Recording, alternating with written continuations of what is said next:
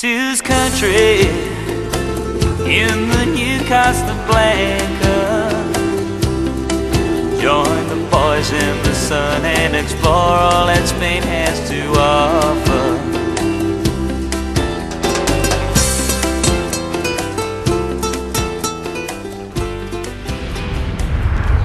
Hey, a bodega.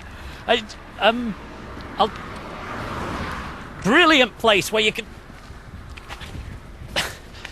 get a little bit of wine or a great big bit of wine and liven up your lunch hour. I went to one last time I was in Spain. Hey, this is not bad. Now you bring me to a bodega where you can get a nice quick glass of wine during the day. A cheap glass of wine. Yeah. Only this one's a bit different because you can bring your own bottle and fill it up. They've got loads of dead brill wines around here, like red ones and white ones and fizzy ones. Fantastic. So you just bring whatever you want, pour it in. What have you brought? Well, that'll just about cover your trifle, that will. Hey, well, don't drink it all at once, will you? There you go. Fill it up. Right, in the meantime, we'll get on with today's programme, where we're going to go to Costa to see the waterfalls, Taberna sausages and Guadalest guard the east with its fortress. Oh, yeah. Yeah, well, I've brought a bucket.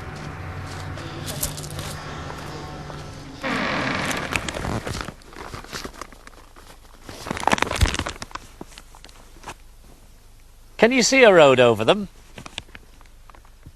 I'm sure there's...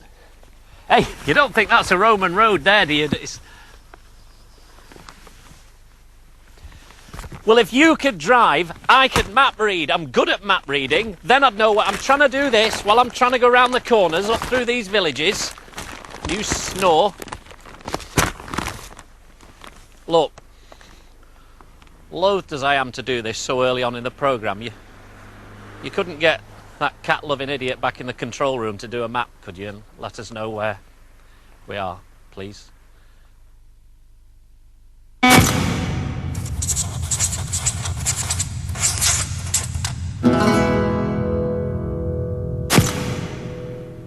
That's right, Yeah, I knew we were there, that's right. Costa, that's where we are. What? Costa. Yes, I know, of course. Any word in Spanish with two L's, it's a Y. Yes. Well, hey, they have waterfalls down there, dead famous. But we should have been in Taberna, which is dead famous for these sausages. It's brilliant. What happened was, when the Arabs were moved out, the population went from to that. And they thought, what are we going to do? So they went over to Mallorca, two L's, Mallorca, not Mallorca. See, I do know. And they said, anyone fancy coming to Taberna? Anyone fancy coming to Taberna? And some people said, yeah, aye, all right, mate, I'll come with you. And they brought with them a secret sausage recipe. Still secret to this day. In fact, the whole village is famous for them. Pity that. We're not going to find out what they look like. Apparently, they're very distinctive. Do they? Is that them, then? Yeah. Right, okay. Well, with it being such a hot day, and with the waterfalls, which are spectacular, they've got restaurants, cafes, things like that, cooling breeze from the spray of the water, being a few miles down there, why don't you go and see them? I'll stay here and I'll struggle with these sausages. It's all up. There's another one. There's your map, all about the waterfalls, right? And there's your ticket to get in. It's lovely. You'll love it. Honestly, I'm doing you a big favour. You go and do that, and I'll struggle on with these.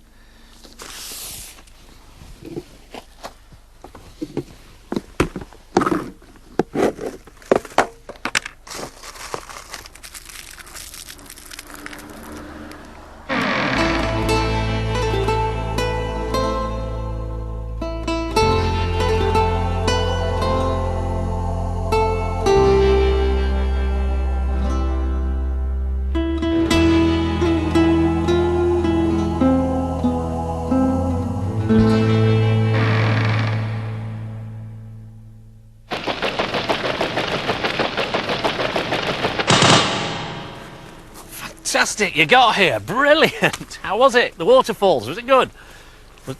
You look a little peaky. I suppose it is a bit of a journey up, isn't it? Anyway, it'll do good. Not to worry. Mirador. Now, if I remember correctly, when I was doing all the filming on Lanzarote, I went to a Mirador, and I think it meant a lookout point, and boy, what a place to look out. In fact, why don't we just show some of my clever pictures from Lanzarote?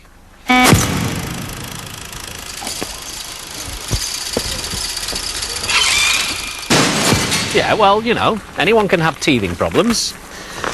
Appreciate you don't pick these things up straight away. Right, onto the cocktail, and I think it's a ching ching or a chi chi or something. What?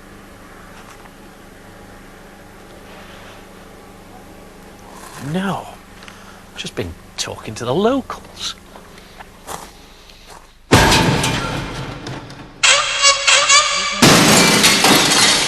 Let's do it. Right, we have Chi Chi. It's a long, refreshing cocktail. What you do, you normally put the glass in the fridge for half an hour, and then you get a saucer and put some sugar and grenadine on the saucer. You pick the glass, turn it upside down, and turn it around several times. This is what comes out. It's a nice decorative part. What we're going to put into this one, it's a dash of Malibu. You don't need ice. If you had the glass on the fridge, in the fridge, you don't need any ice. Followed by vodka, small, and top with pineapple juice. That should be enough. Stir it well. Put a nice straw in it and a little deco. If we can get it in, we're perfect. There you are. The best one of your holiday.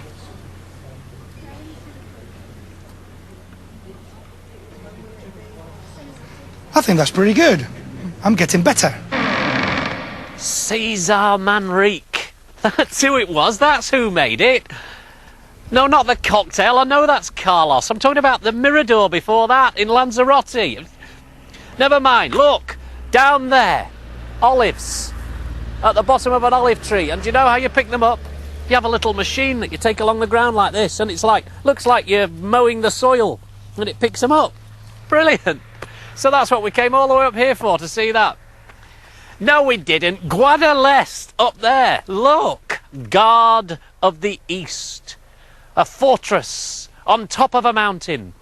1,500 metres high, above sea level, which is down there. Benidorm. We've climbed up. The Moors built this 1,200 years ago. A fantastic stronghold. James I, when he took it, eventually said that his men needed wings on their armour in order to get up into what is described as the eagle's nest of the Costa.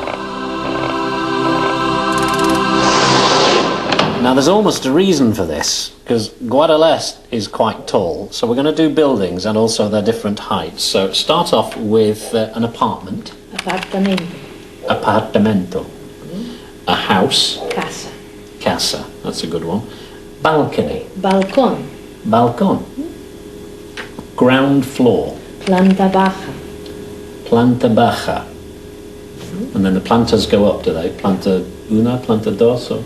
Bueno, planta primera, segunda, tercera. Right, okay, I'm with you. And a hotel. Hotel? Hotel. No, without an H. Hotel. Hotel. You can tell that it was a Moorish settlement just by looking at the valley. Terracing right the way up to the foot of the cliffs and right the way down the valley as far as you could see. Moors tribes, different ones, working the land. And only one entrance to the castle. No one ever got through that door in all of the time that it was occupied. Even James I did what he usually did, which was get a circle of men round the castle and wait. Starve them out. He'd sit down, have a glass of wine, say, OK, lads, we'll be here for a few months, let's relax. Sort of a soldier's that. Come on, let's go in.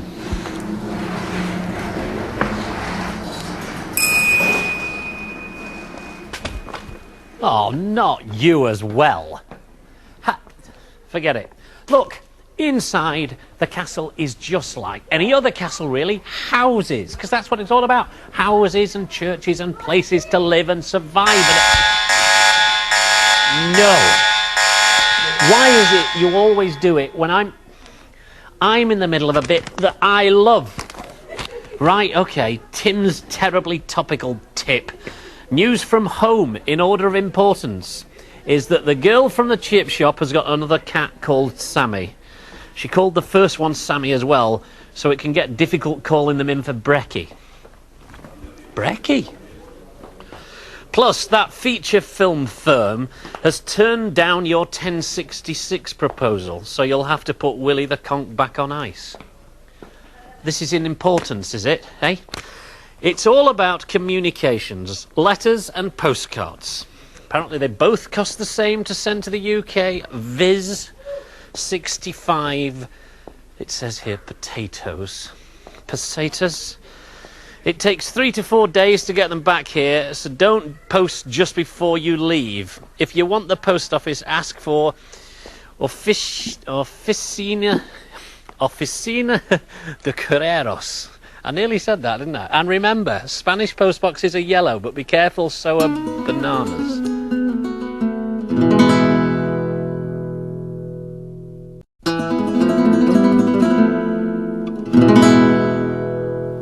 More on the Moorish castle of Guadalest, Guard of the East, and fairly effective it is too. Now, when I've been talking about the Moors, I've said that they were finally kicked out of Spain in 1492 in Granada, where we're going to finish our little journey down the Costa. Well, that's true, but it's also untrue.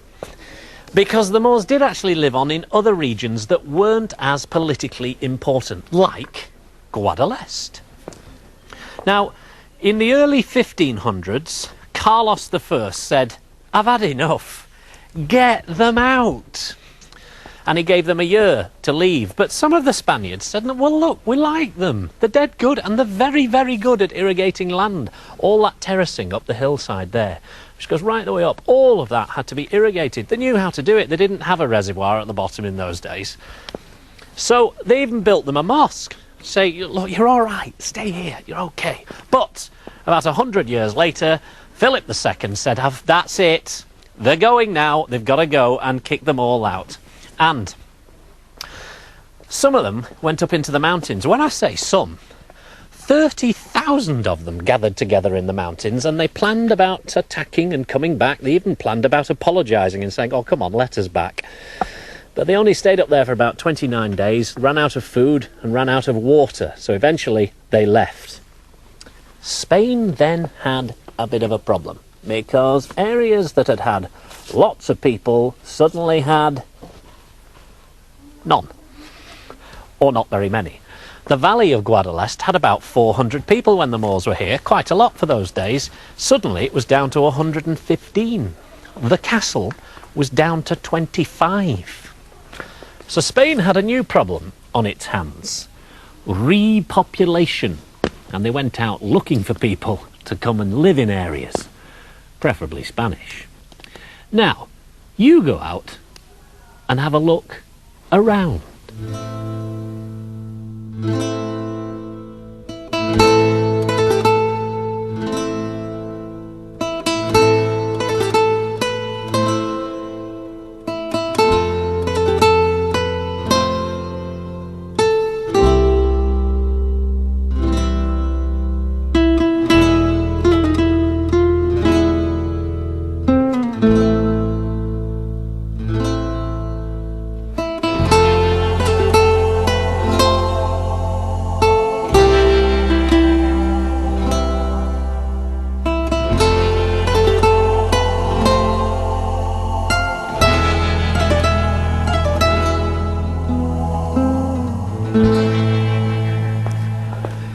So, time for the foodie bit, hey?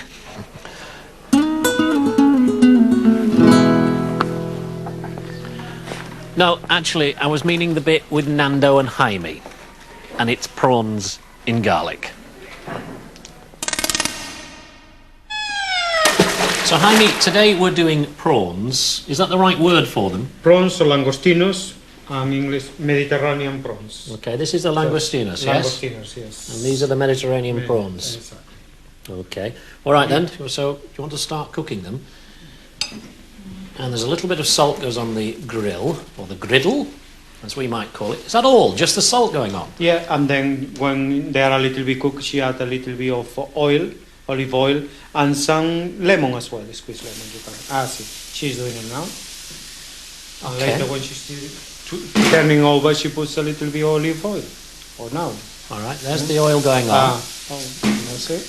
Now they only cook for a couple of minutes, Yeah, don't they? that roughly about 1 minute to one side and another minute to another side. Now here, I can see what this is. There's garlic in a pot with oil, which is being cooked at a great heat. Heat, yes. So that's going to... That is, we call gambas al ajillo or prawns and garlic. Prawns and garlic. Prawns and garlic, yes. A little bit of salt again. Exactly.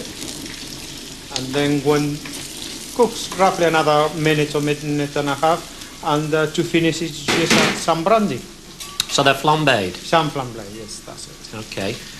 So those on the other side, they're going to need turning in a second, are they? Yeah, that's right. She's doing it now. She's Right. turning it over.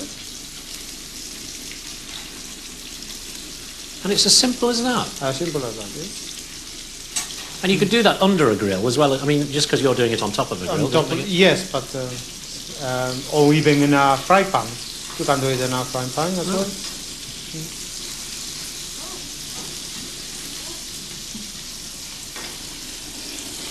And how will we know when they're ready to be flambéed? Well, when they you can see the color changing a little bit, roughly about 1 minute, because like that they will be nice and tender. Okay. So there's those done. They are done. They're ready to be served. And it looks as though we're about ready to flambe the other ones as well. Yes. Do I need to stand back here? No, it's okay. No, it's alright. Oh, you take the plate straight like that to the customer, do you? Well, with You let it die down a little yeah, bit. we don't want to burn the the restaurant. That's it. So when your prawns and garlic come to you bubbling, that's why they're bubbling. It's as Yeah. hot as that. That's what I like. Yes. Fantastic. And But nice be and careful. tender. Yeah, very tender. Lovely.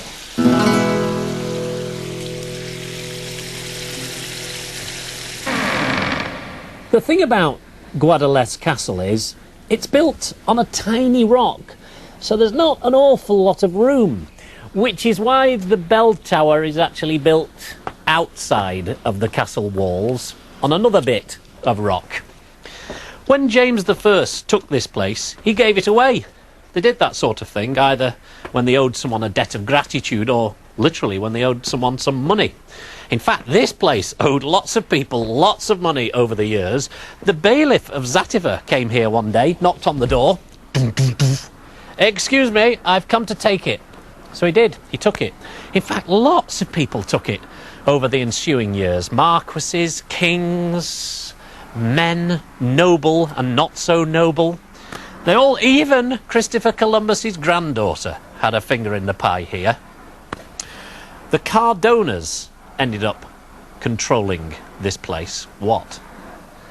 That's their family home. What, the white one? That's right, absolutely. You see the emblems on that. I knew that. In fact, I don't think there's a single person in the whole of Valencia that hasn't had some sort of part to play in the future of Guadalest. There's a lovely saying, that they have in Valencia, which is, "You are under the moon of Valencia." Castles would close their doors at 10 o'clock at night, and if you weren't in, you were out, under the moon, having to cope for yourself, right? So, if you're not concentrating, if you're not watching the time, or you're sort of daydreaming a bit, you are under the moon of Valencia. The next Brit we're about to meet will never be under the moon of Valencia. Now, if you fancy a good Indian meal while you're on the Costa, you could do a lot worse than Peru Blake's place, because you set up the first Indian restaurant in this area, didn't you? That's right. Why Spain? Because to cater for the English people and other nationalities that wanted to try Indian cuisine, and it had a potential for working. How did the Spanish, first of all, react to Indian cuisine, and how did they react to you as an Indian? Reacting to me towards an Indian was not a problem, because I have to say that it's probably one of the least prejudiced countries I've ever lived in. So that wasn't a problem at all. Food, it was good because they were prepared to learn about Indian food, and that gave me a natural sort of, sort of niche there. Across all the generations, it wasn't just the young Spanish coming through? No, I mean, originally when we opened the restaurant, you would get groups of young people, but then I did it by word of mouth, because the first 3 years of having the restaurant we never advertised, so it brought in the older generations, the granddads and grandmas and so on. So it was by word of mouth. You've got the Germans, you've got the Scandis, you've got the Brits, you've got everybody coming in. How do you deal with the languages? Well, the Scandinavians speak several languages themselves, of which one is English, and I speak Spanish and I speak English myself, and Adrian, my husband, he speaks French fluently, so we cover all languages except for German, and then we rely on our neighbours for that, the bar next door. Now, away from the restaurant altogether, last year you went trekking in the Himalayas, I know you did, and this year you're running the London Marathon. Why are you doing that? What's that all about? I'm doing it for myself, because every year I try to do something solely for myself. I suppose you'd call it self-improvement. But no, it's a challenge, and I don't know, I'll probably choose something more sedate next year. You've not got enough challenges in your life as it is? Not for myself. I mean, I've got a lot more, just to do with the restaurants, I would say. But no, that's solely, that is purely for myself. Well, best of luck with it. Thank you. Nice meeting you. The lovely Peru. Oh no, come back, don't do that. God, what is it with you lot? Next you'll be feeding stray cats in the street like he did. Oh. Right, let's move on down the Costa. For our next programme, we've finished with Guadalest. All we've got to do is get back to the apartment. Me driving again. At least I'll get some liquid refreshment at the other end.